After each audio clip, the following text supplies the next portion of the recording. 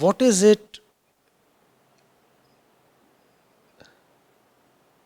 that stands between you and that which you really want? You have to understand this. There is the truth that you really want, and then there is the glittering gold.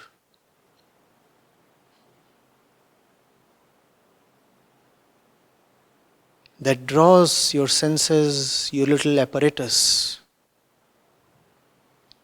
What do?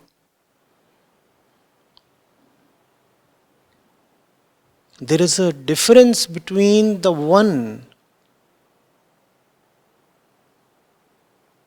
who is seeking and the means, the agents, the tools, the equipments, the intermediaries through which he is seeking. You are seeking, but you are seeking through the mind complex and the sensory complex.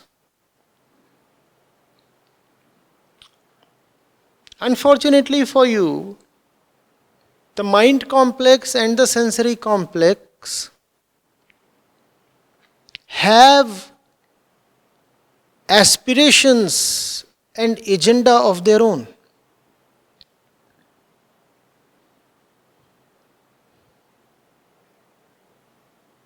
It's like a place owned by someone,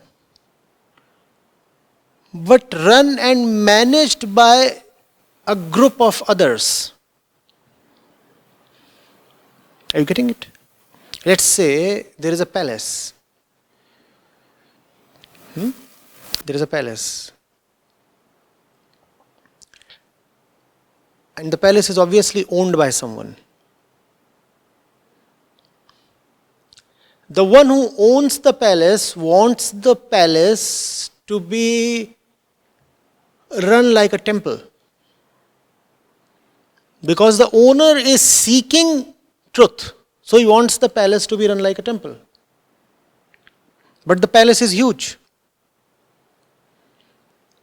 And who runs the palace? Well, there are managers, agents, servants. It is through these people that the owner wants that the palace be turned into a temple. So that's the wish of the owner. But unfortunately, the intermediaries have their own distinct and separate wishes. If the palace indeed becomes a temple devoted only to God, then what happens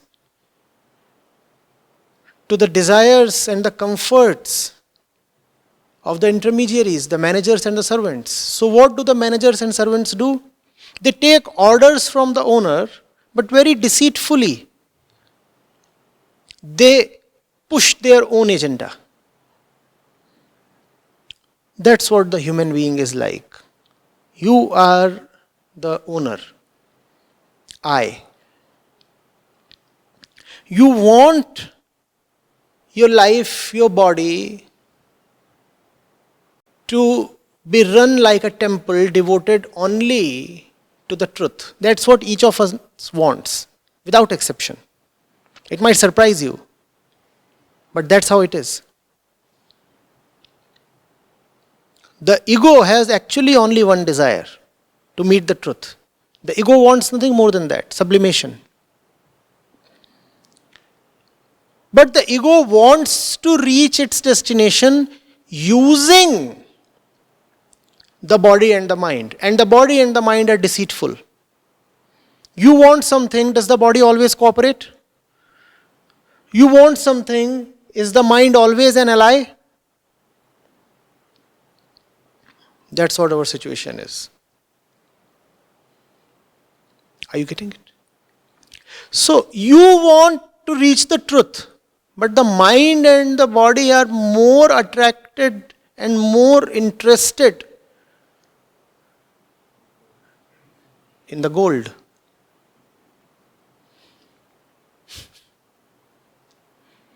So it's you versus you. It's you versus you. Who will win? You or your body? That decides your fate. And it's a very unfortunate battle to lose. Because you are the owner. What kind of owner are you that your servants do not obey your command? What kind of man are you that your mind and body do not obey you?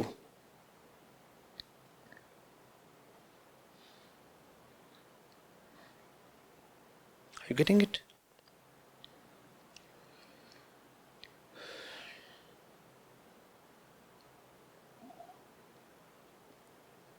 The verse reveals our predicament.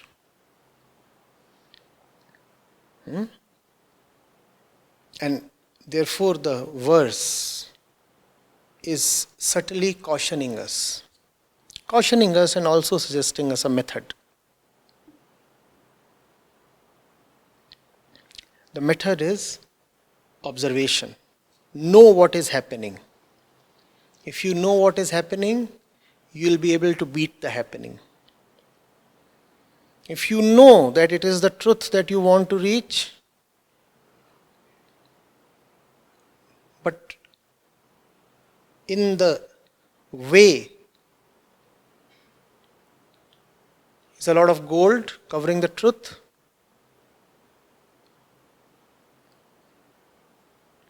and you know that your body, your senses, they are all very attracted to the gold, then this clear appraisal of the situation itself will save you.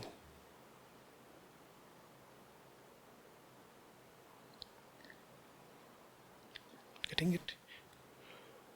What does gold indicate? Anything that the mind-body complex finds valuable. Whatsoever is valuable to your mind and body has been called as gold here, and it is very attractive. It is not merely attractive, it is very radiant. Its rays are brilliant. Therefore, it not merely attracts you but actually blinds you. You cannot see. That's what your servants are doing to you. Therefore, when you move towards the truth, don't rely on your eyes. Just when you need them the most, they will act blinded.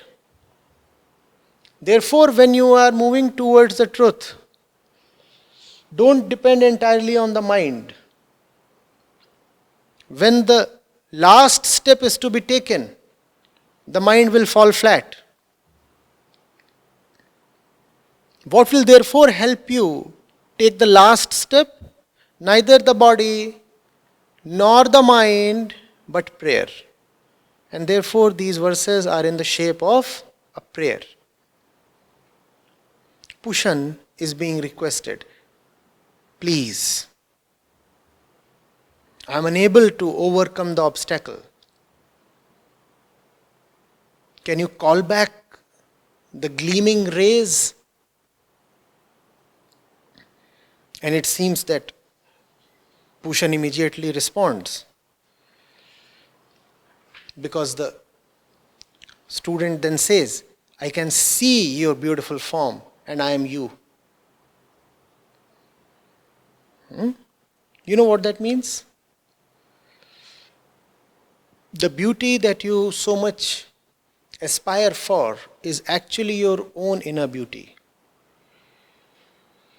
When you will actually reach the truth, you will find that the truth is inseparable from you. Reason being, till the time you carry shades of falseness, you anyway cannot reach the truth. Therefore, to reach the truth, you will have to be as truthful as the truth. Therefore, when you reach the truth, there will be no difference between the traveler and the destination. Both are just truth. Only truth can reach truth. What will happen to falseness in the process of reaching the truth? It will just burn out, fall away. And from there comes the exclamation, I am He.